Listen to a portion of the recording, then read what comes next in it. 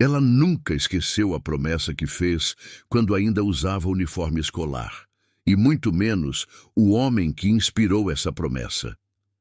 Anos depois, o destino cruzou seus caminhos de novo, mas agora ela já não era a menina tímida de antes, e ele não era apenas um professor, era o diretor da escola. Entre olhares que dizem mais do que palavras, segredos guardados em gavetas e encontros que pareciam obra do acaso, Bianca e Paulo precisariam enfrentar não só a diferença de idade e as regras rígidas, mas também a pressão de um passado que teima em voltar. E o que parecia um amor impossível se tornaria uma história que ninguém ao redor ousaria esquecer. Antes que essa história comece, comenta aqui embaixo de onde você está assistindo.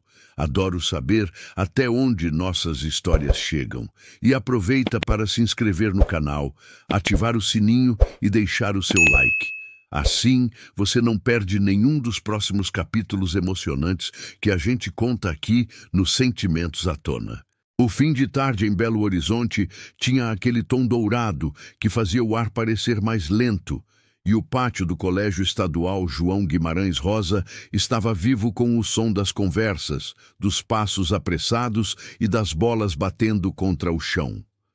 Bianca Duarte, com seus 15 anos e os cabelos presos de qualquer jeito, estava cercada pelas amigas Mariana, Juliana e Camila, que riam de histórias banais. Foi nesse instante, quase sem pensar, que ela soltou a frase que faria as risadas cessarem por um momento.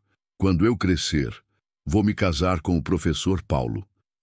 A declaração pairou no ar como algo proibido, e os olhos das amigas se arregalaram antes que a explosão de gargalhadas tomasse conta. Mariana quase engasgou com o refrigerante, Juliana soltou um "você só pode estar brincando", e Camila, sempre mais ácida, revirou os olhos com aquele ar de superioridade. Ele tem quase o dobro da sua idade e é comprometido, Bianca. Acorda. Mas Bianca não recuou, nem mesmo diante do deboche. Seu olhar atravessou o pátio e encontrou a figura de Paulo Faria, alto, elegante, camisa social dobrada até os cotovelos, conversando com outro professor. Não havia nada de infantil na forma como ela o olhava. Era um misto de admiração, curiosidade e algo que, na época, ela não sabia nomear, mas que queimava silenciosamente por dentro.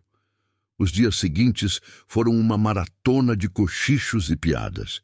O apelido "A Noiva do Professor Paulo" ecoava pelos corredores como uma moda passageira, mas para Bianca aquilo não tinha graça alguma. Por mais que ela fingisse não ligar, havia uma estranha certeza crescendo no seu peito, como se aquela frase, dita num impulso adolescente, fosse uma promessa feita ao próprio destino.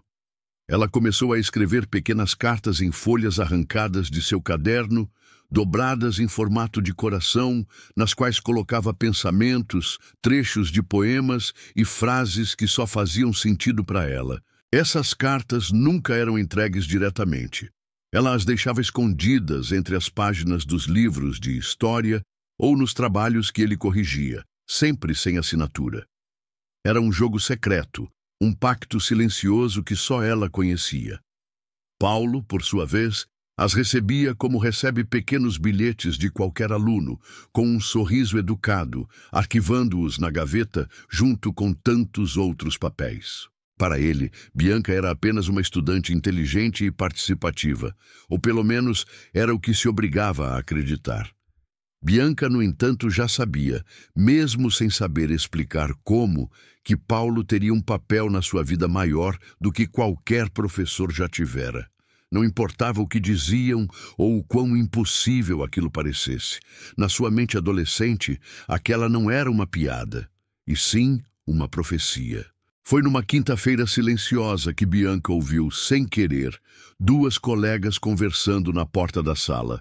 O professor Paulo vai casar no fim do ano, com uma professora de outra escola. A frase entrou como vento gelado por uma janela que ela não sabia que estava aberta, e de repente a aliança dourada que ela nunca realmente enxergara virou luz ofuscante. O mundo manteve o mesmo barulho de sempre. O apito do inspetor, o ranger das carteiras, a sinfonia metálica dos armários. Mas dentro dela tudo ficou mudo e apertado, como se uma mão segurasse seu peito por dentro. Não chorou na frente de ninguém, guardou a dignidade no bolso e levou a dor para casa, como quem leva um livro pesado na mochila. Naquela noite, sentada no chão do quarto com as costas na cama e as pernas encolhidas, Bianca abriu o diário de capa azul e escreveu devagar. Um dia ele vai saber que era sério. O resto da página ficou em branco, porque não havia como desenhar o que faltava, e talvez silêncio fosse a única forma honesta de dizer o que doía. O teto parecia mais baixo, e a cidade, vista pela janela, tinha uma luz fria que não combinava com o coração em brasa. Ainda assim, havia algo de firme naquela frase, como um prego cravado em madeira. Não era capricho, era promessa. Pouco tempo depois, veio a notícia da mudança. O pai havia conseguido trabalho no interior e a família partiria ao fim do ano letivo. Bianca contou às amigas com naturalidade treinada, mas por dentro suspirou em alívio culposo, como quem sabe que distância pode ser cura e também cicatriz. Ela se dedicou às últimas provas, ajudou a esvaziar o armário da sala e aprendeu a dobrar o uniforme com calma, como um ritual de encerramento. Lidar com o fim exige uma delicadeza que a gente só aprende no susto. No último dia de aula, com a escola vazando gente e memórias pelas portas, Bianca foi até a mesa do professor. Tirou do bolso um papel dobrado em formato de coração, simples, sem perfume e sem assinatura, e deixou sobre o tampo de madeira. Obrigada por me ensinar que o amor verdadeiro vale a pena esperar. Não esperou resposta, não quis testemunhas. Apenas virou as costas com a coragem de quem escolhe a própria história. Horas depois, quando a sala já era apenas carteiras e poeira suspensa, Paulo encontrou o bilhete. Leu uma vez, depois outra, e percebeu que algumas frases atravessam a superfície do papel e encostam em lugares que a gente imaginava intocados. Guardou na gaveta, trancou. Por quê? Não sabia responder. Apenas sentiu que algumas palavras pedem silêncio e tempo para florescer. Bianca trocou o uniforme escolar por livros cada vez mais pesados e cadernos cheios de anotações. Passou no vestibular, sobreviveu às madrugadas de café e prazos, formou-se em letras e, quase sem perceber, já estava se inscrevendo no processo seletivo para professora da rede estadual. Entre provas, entrevistas e a espera ansiosa pelo resultado, ela aprendeu que ensinar não era apenas uma profissão, era um chamado que havia começado muito antes, naquela mesma sala de aula. 10 anos andaram depressa demais, e quando a carta de nomeação chegou, a mão de Bianca tremeu antes de abrir o envelope. Colégio Estadual João Guimarães Rosa. O nome saltou da folha como se tivesse sido escrito com a mesma tinta do passado. E de repente os corredores antigos voltaram com o cheiro de giz e chuva, as vozes superpostas, o banco de cimento sob a árvore do pátio.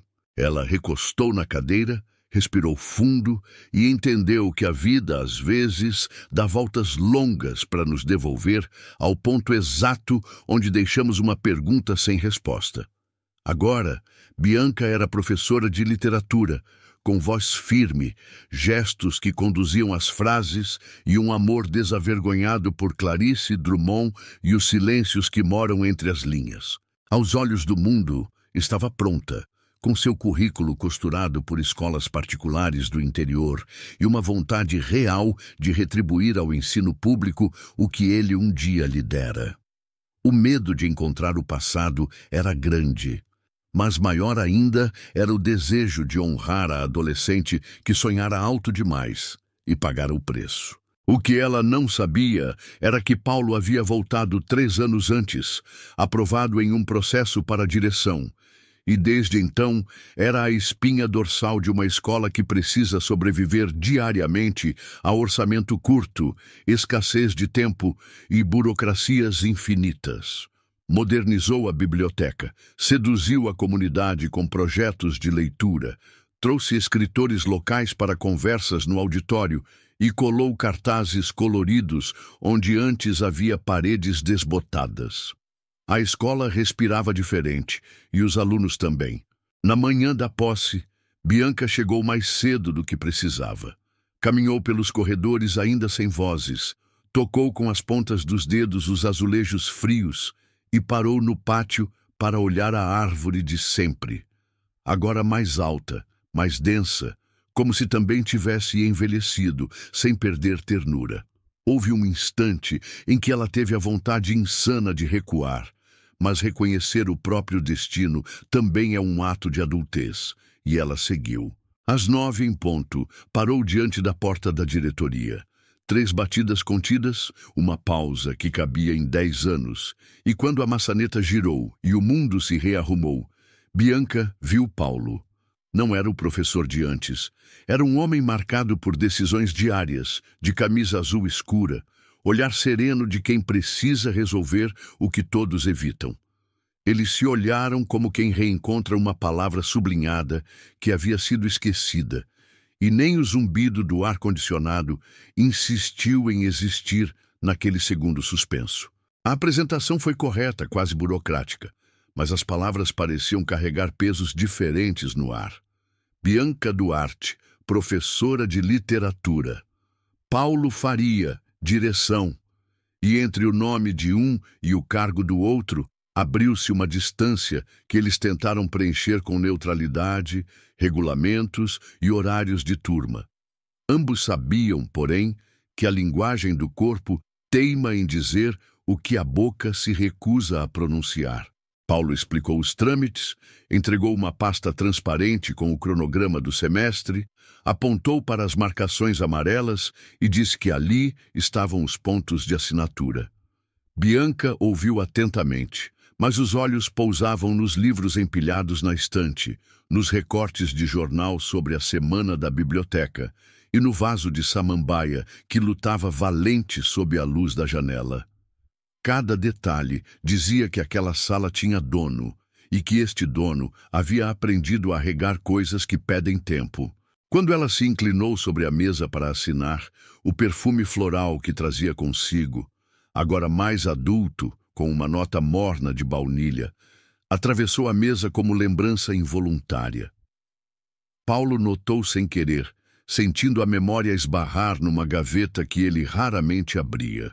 Havia um anel discreto no dedo do meio de Bianca e a ausência deliberada de aliança contava uma história sem palavras. Eles não comentaram nada, apenas respiraram com mais cuidado.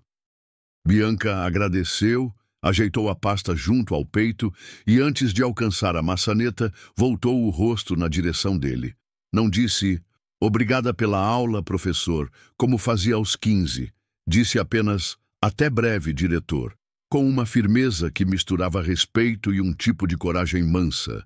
Paulo assentiu, mas o olhar traiu a tentativa de frieza e a seguiu até a porta, como se desejasse recolher de volta algo que tinha acabado de deixar ir.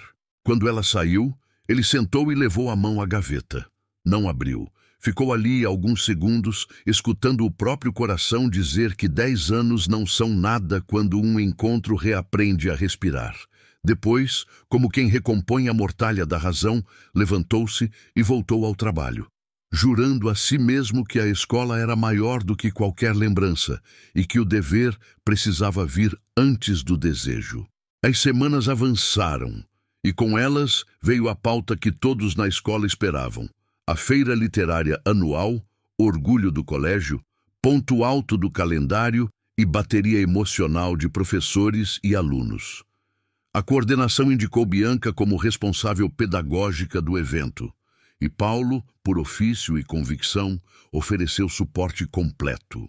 Você vai precisar da estrutura, do cronograma dos anos anteriores, dos contatos dos autores locais, disse ele, puxando de uma gaveta uma pasta larga, com papéis anotados e post-its coloridos que revelavam o cuidado de quem leva a cultura a sério. As primeiras reuniões aconteceram na biblioteca, perto das janelas altas que deixavam a luz desenhar retângulos no chão de madeira. Bianca falava com brilho nos olhos sobre curadoria, sobre criar percursos de leitura para diferentes idades, sobre transformar o pátio em caminhos de poesia e debate. Paulo, contido, observava as ideias ganharem corpo, acrescentando orientações administrativas, apontando riscos de orçamento e oferecendo soluções práticas com a calma de quem já apanhou da logística e aprendeu com ela. Em cada encontro, uma proximidade inevitável se construía, não em gestos escancarados, mas na cadência afinada de duas vozes que falavam a mesma língua sobre coisas que importam. Quando um se inclinava para ler o cronograma, o outro fazia o mesmo. E por um segundo, as respirações se encontravam no meio do papel. Às vezes, o toque de dedos ao passar uma folha demorava um instante além do necessário, como se o mundo esquecesse por milésimos de segundo a existência de relógios. Bianca, sem precisar de esforço, conquistava os alunos. Paulo, com um sentimento que misturava orgulho e alerta, observava as turmas saírem das aulas dela discutindo autores como se discutem filmes, criando cartazes, propondo mesas redondas e pedindo para participar da montagem da feira. A escola respirava literatura e os dois sabiam que esse tipo de oxigênio muda a cor dos dias. Tudo parecia avançar sob a capa confortável do profissionalismo. No fundo, no entanto, os dois entendiam que o terreno estava ficando mais inclinado. A feira servia de ponte, mas pontes também aproximam abismos, e qualquer passo em falso poderia ter consequências para muito além do que sentiam. Foi numa tarde de chuva, quando o barulho das gotas fazia a biblioteca parecer igreja, que Bianca e Paulo ficaram mais perto do que pretendiam. Ela trouxe uma pilha de livros para propor uma trilha da palavra, que começava em Drummond e terminava em contemporâneos mineiros. Ele se inclinou para ler as anotações e, sem querer, o braço de um roçou no do outro. Ninguém recuou imediatamente, como se aquele contato mínimo fosse apenas a vírgula entre duas frases longas. Conversa continuou, mas a velocidade caiu um tom. Bianca falava mais baixo, como quem acende abajur em vez de ligar o teto. Paulo escolhia as sílabas com a prudência de quem mede a altura do degrau antes de descer.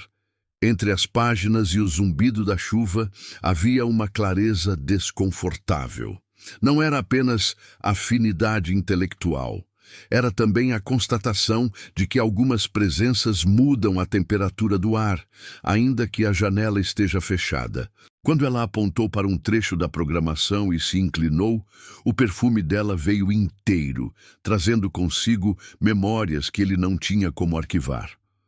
Paulo pensou no código de ética, nos olhos atentos de colegas, na fragilidade de qualquer reputação num ambiente em que as histórias correm mais rápidas do que a verdade.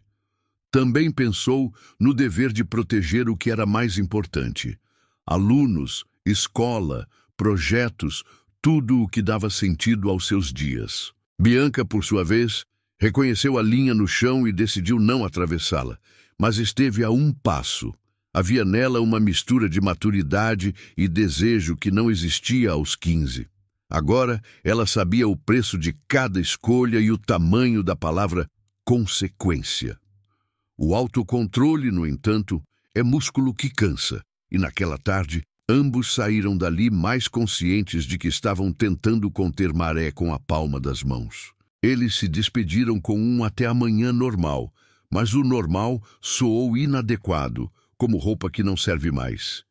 Quando a porta da biblioteca se fechou, a chuva pareceu bater mais forte, e cada um, sozinho, entendeu que aquele tipo de aproximação é um convite perigoso que o coração insiste em aceitar. A escola, como toda comunidade, tem olhos em todas as paredes. Primeiro vieram os olhares demorados, depois os comentários inocentes que já nasciam com pontas e, por fim, a coordenadora Sônia, meticulosa e zelosa guardiã do regulamento, apareceu com perguntas corteses demais para serem apenas administrativas. As reuniões da feira precisam mesmo ser sempre com os dois? Não seria melhor dividir as responsabilidades? Evita desgastes. O tom era gentil, mas a mensagem vinha embaladinha com fita vermelha. Cuidado.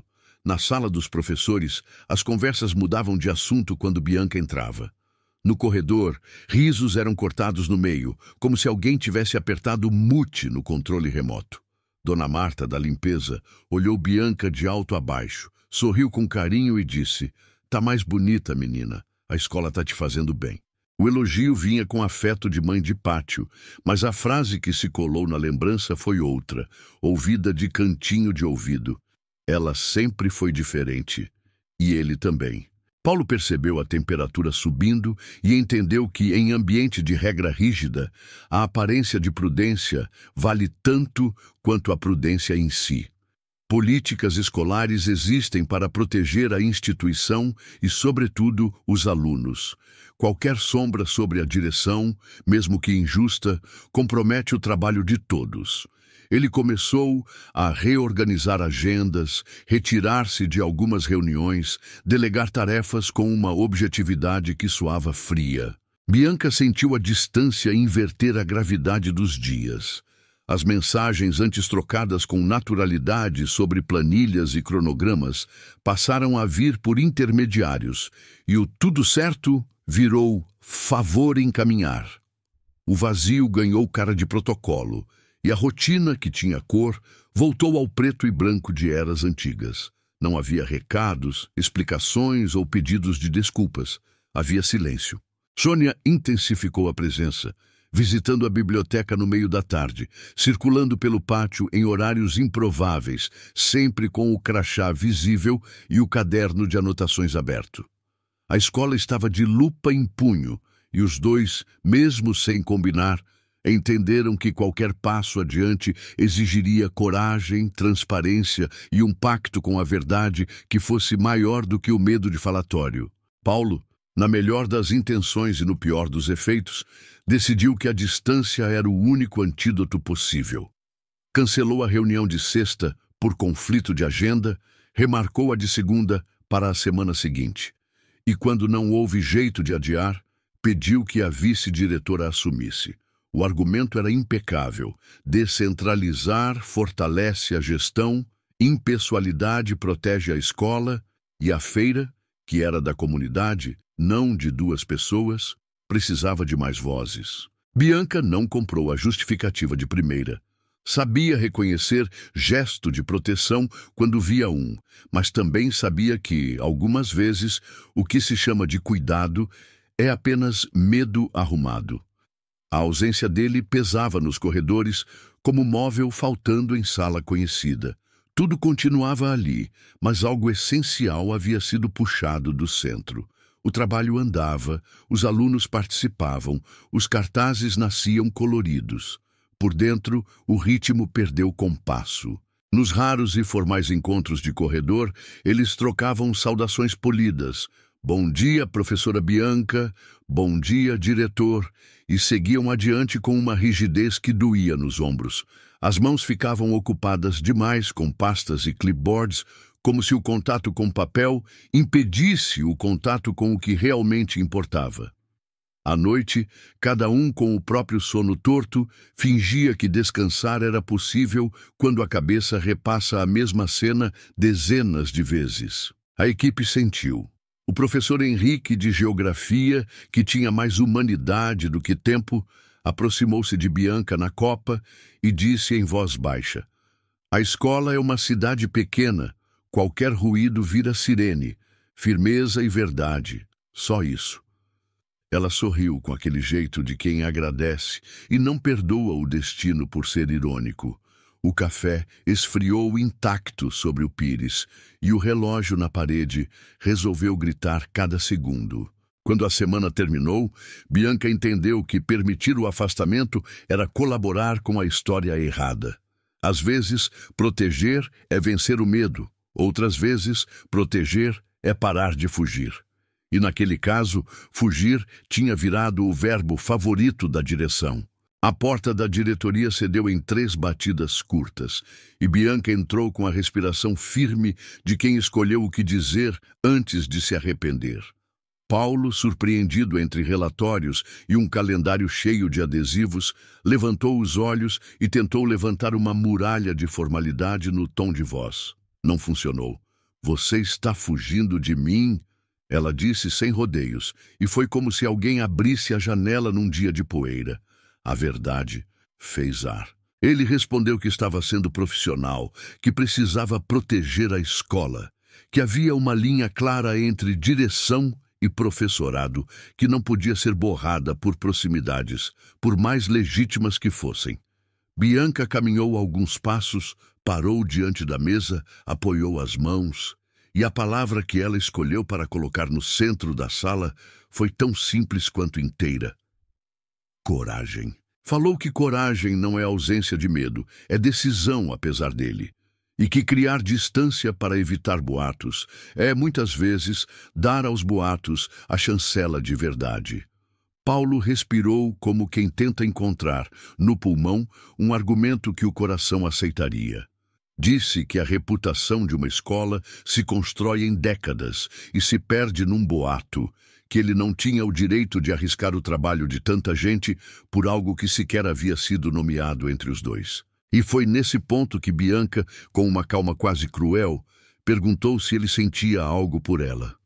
O silêncio que se seguiu não foi sofrimento teatral, foi a honestidade de quem percebe que negar seria ofensa à própria integridade.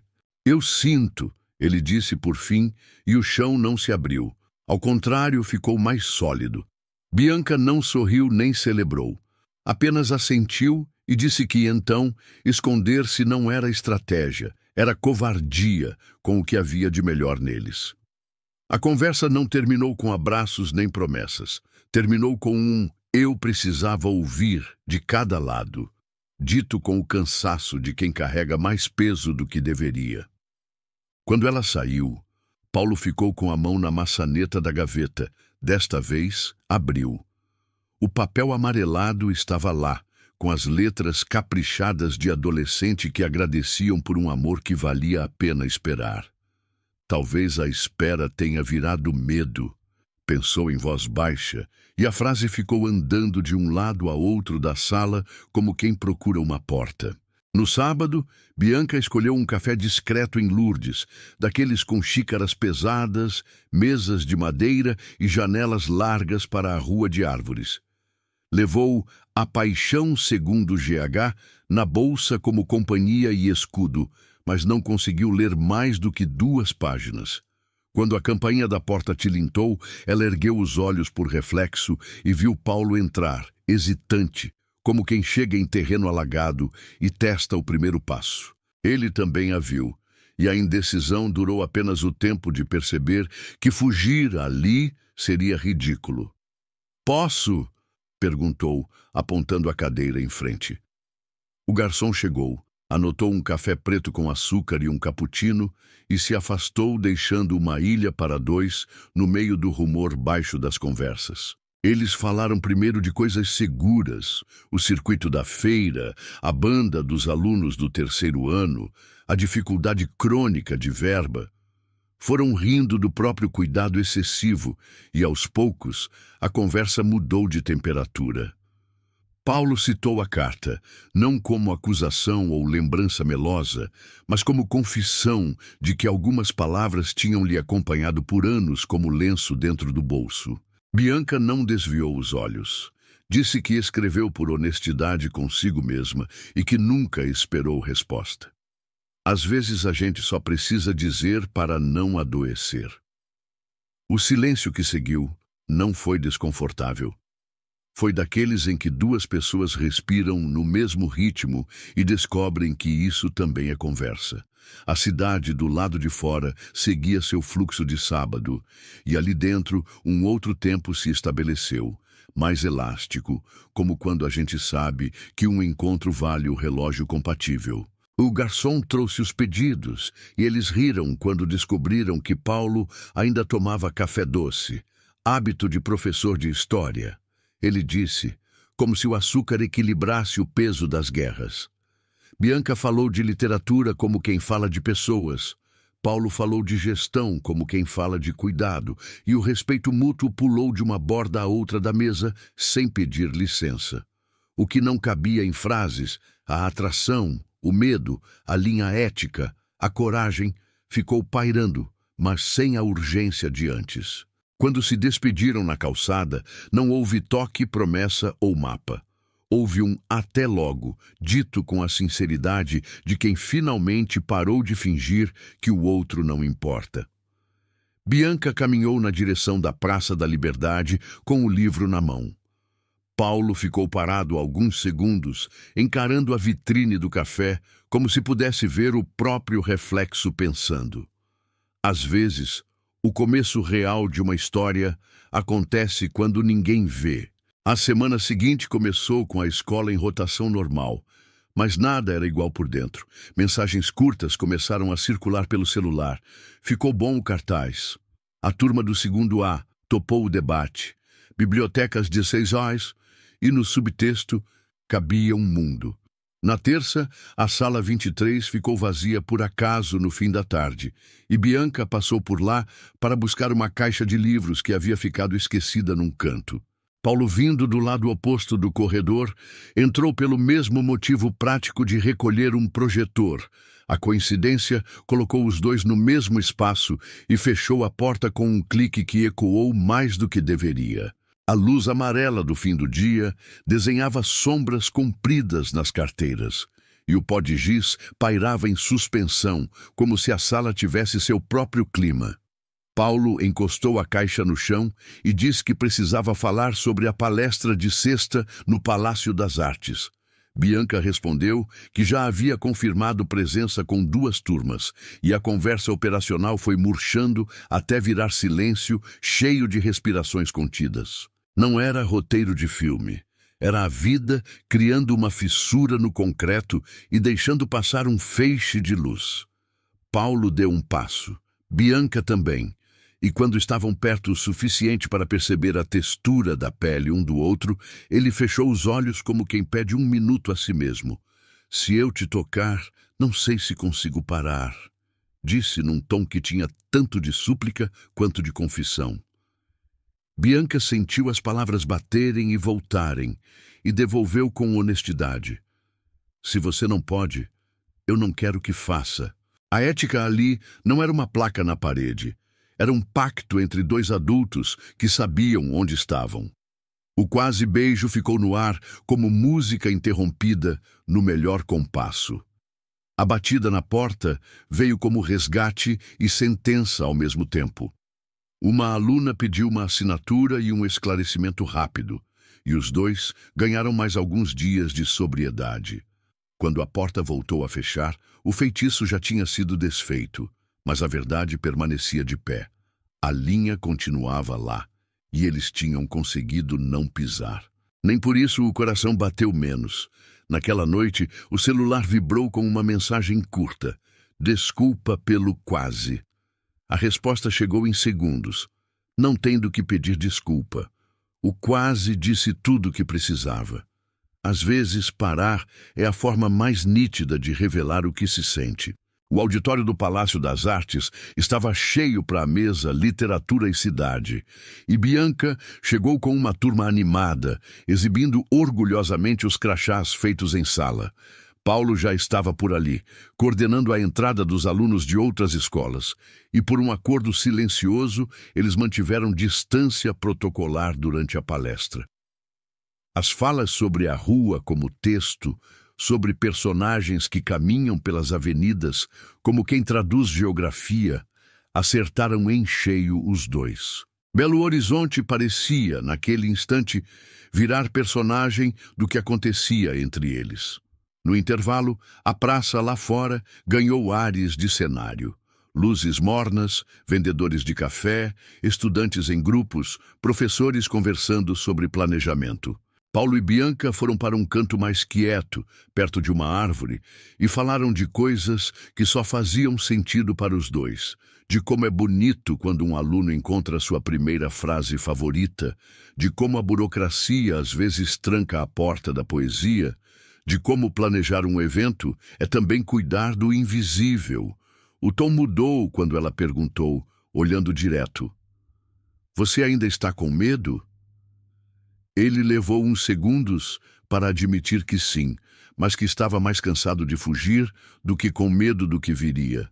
A resposta dela veio sem floreio. "Eu também estou cansada." Não houve discurso, houve proximidade. Paulo ergueu a mão devagar, como quem pede permissão sem falar, e Bianca não recuou. O beijo que aconteceu não foi triunfo nem fuga. Foi encontro atrasado, delicado no primeiro segundo, firme no segundo seguinte, sincero como quem finalmente chama pelo nome aquilo que existe. A cidade seguiu com seu rumor de sábado, e ali, por 1 minuto e meio, o tempo ficou de joelhos. Quando se afastaram, não havia arrependimento nos olhos de nenhum dos dois.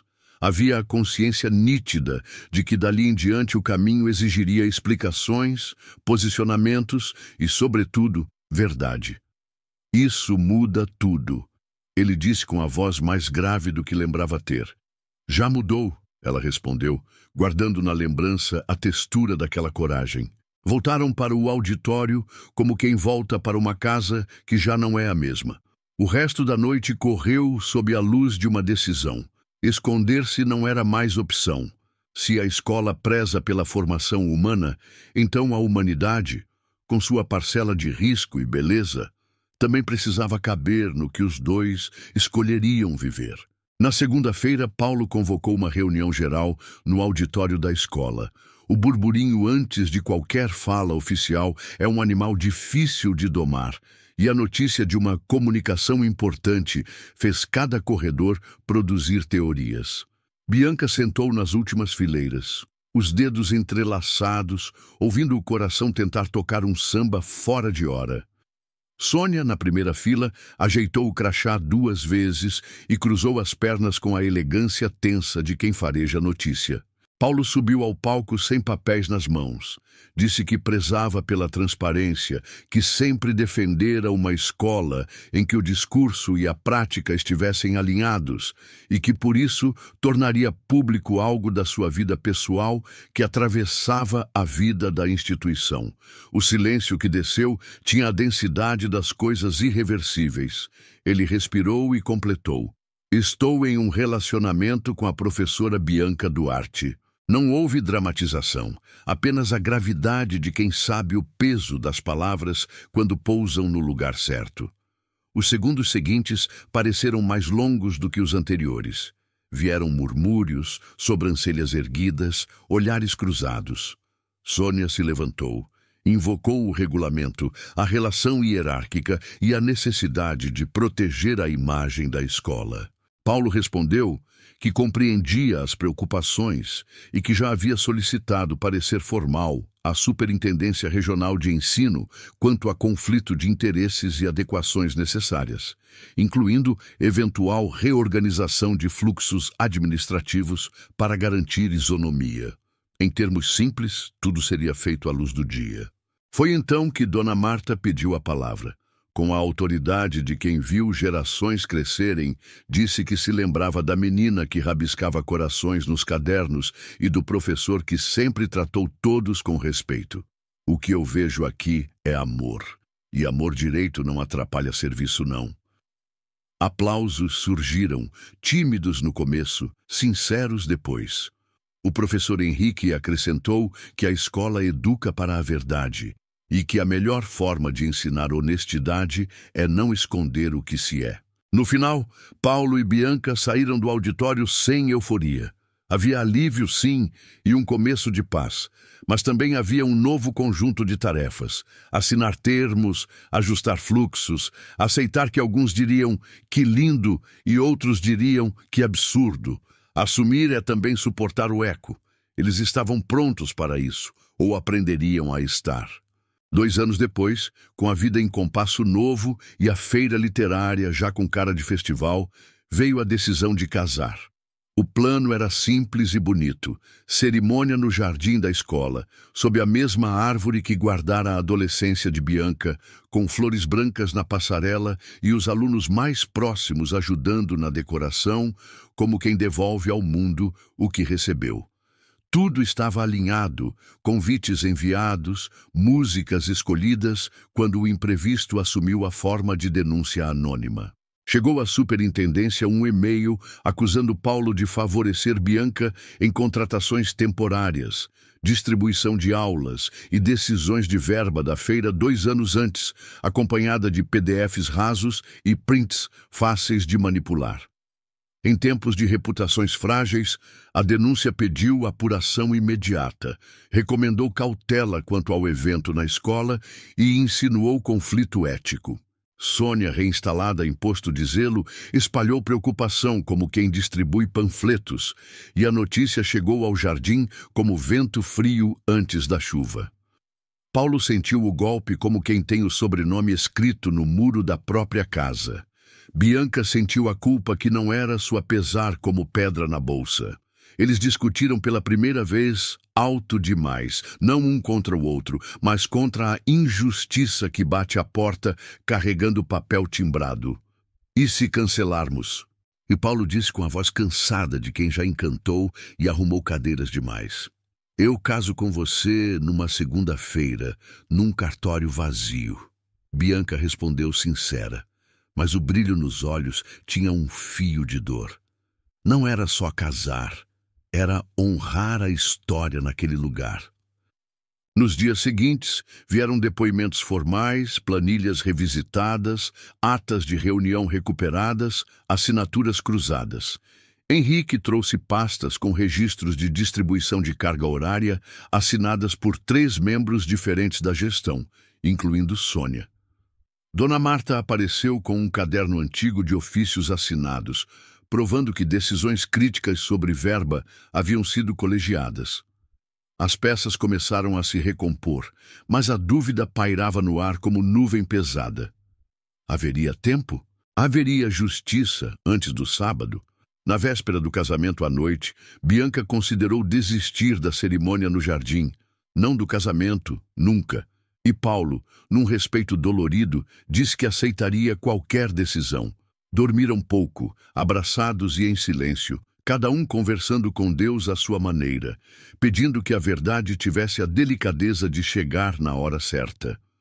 Às vezes, a fé é apenas um fio que a gente segura com as 2 mãos. O sábado amanheceu com céu limpo sobre o bairro e uma brisa leve que mexia as folhas da árvore como quem chama gente para perto.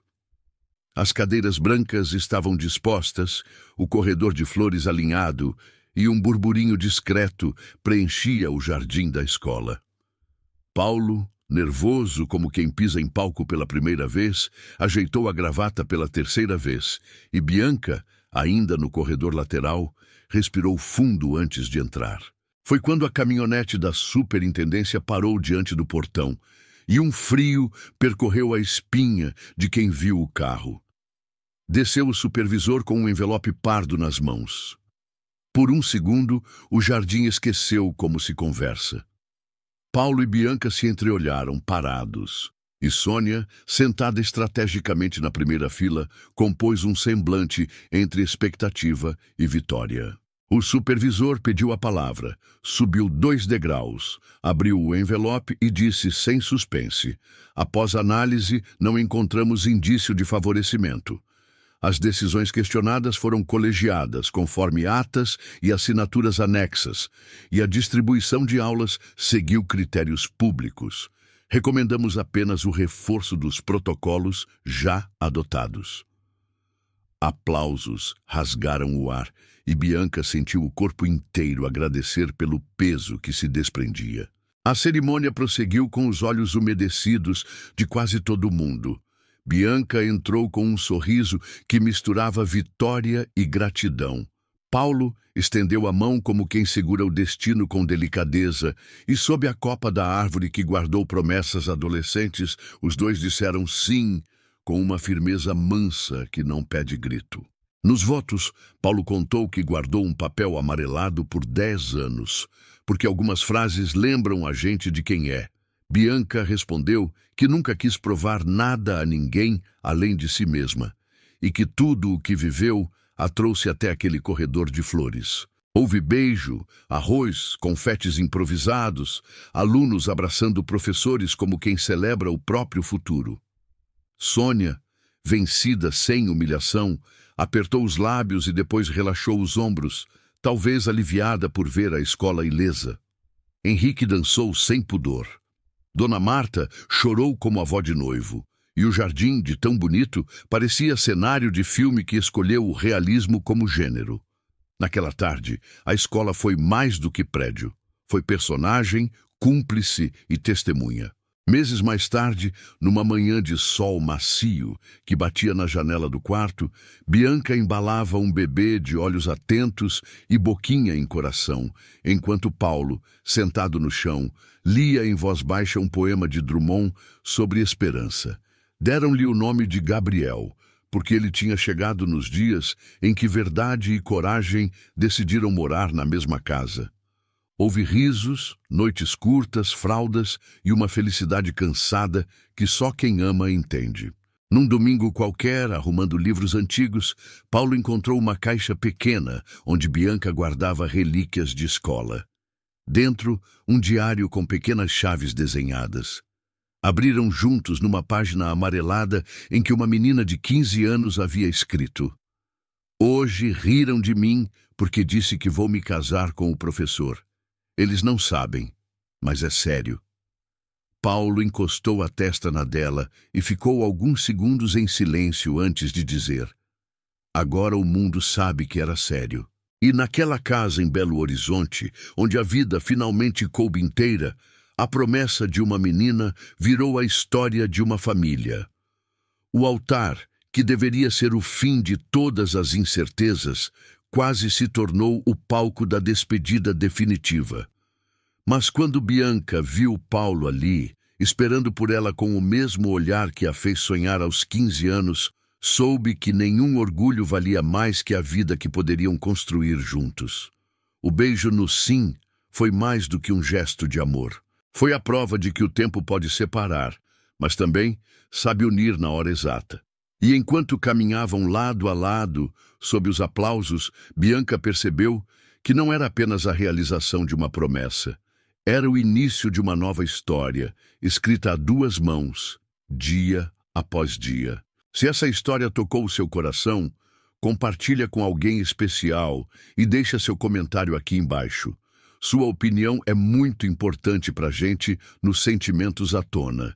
E não saia daí, porque no próximo vídeo você vai conhecer uma história onde um simples encontro na fila de um café mudou para sempre a vida de 2 pessoas. É emocionante, intenso e imperdível.